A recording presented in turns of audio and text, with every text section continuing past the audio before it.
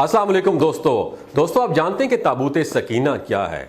ایک ایسی کراماتی تابوت جسے حاصل کرنے والا دنیا فتح کر سکتا ہے، وہ تابوت جس کی تلاش میں آج تک یہودیوں نے ہزاروں مقامات کھوج ڈالے۔ اس تابوت میں ایسی کیا چیز رکھی ہے؟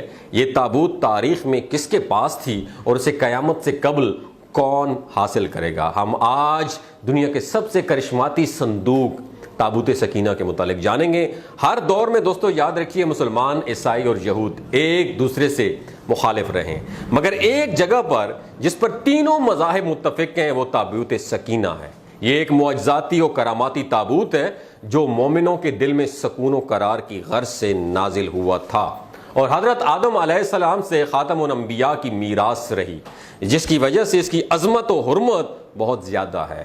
اس صندوق کو تابوت سکینہ اس لیے کہا گیا کیونکہ اس تابوت کے ذریعے لوگوں کے دلوں میں تسلی، اطمینان اور سکون حاصل ہوتی تھی، لہٰذا اس سکون کی وجہ سے اس تابوت کا نام تابوت سکینہ ہے۔ انگریزی میں اسے آرک آف کووننٹ سے ترجمہ کیا گیا ہے۔ روایتوں کے مطابق یہ صندوق حضرت آدم علیہ السلام پر نازل ہوا تھا، جو شمشاد کی لکڑی سے بنا ایک صندوق تھا۔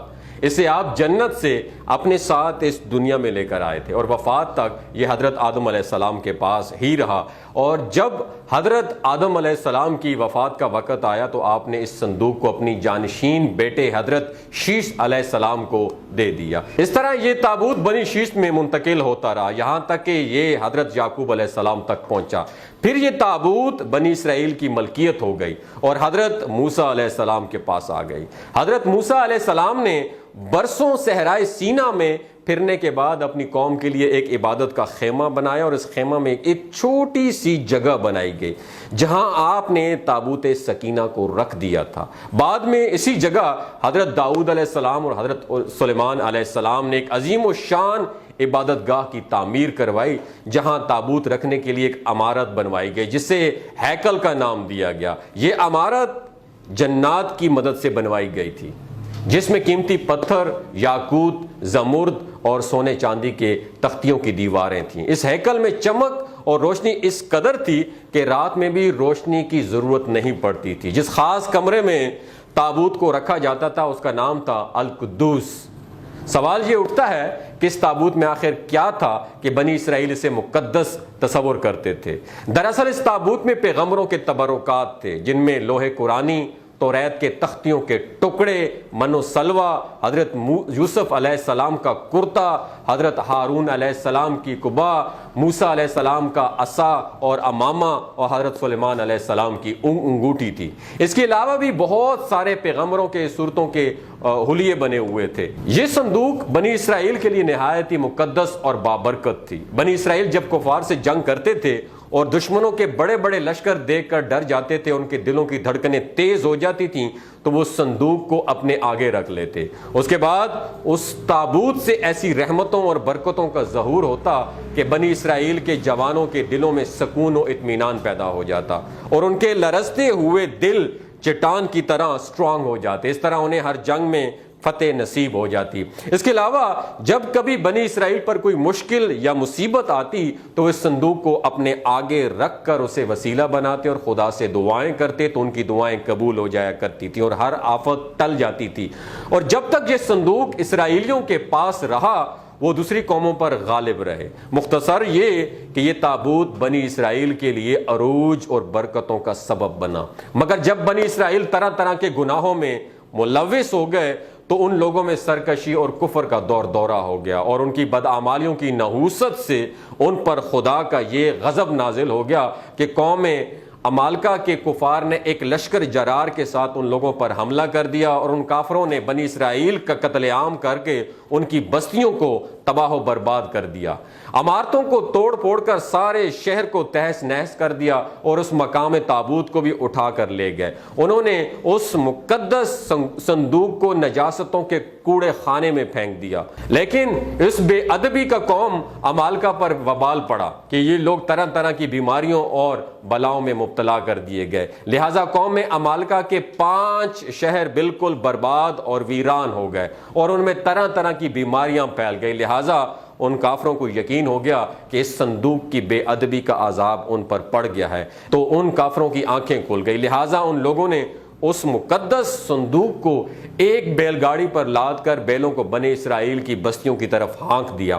پھر اللہ تعالیٰ نے 4 فرشتوں کو مقرر فرما دیا جو اس مبارک صندوق کو بنی اسرائیل کے نبی حضرت شموئیل علیہ السلام کی خدمت میں لے آئے۔ اس طرح پھر بنی اسرائیل کی کھوئی ہوئی نعمت دوبارہ ان کو مل گئی۔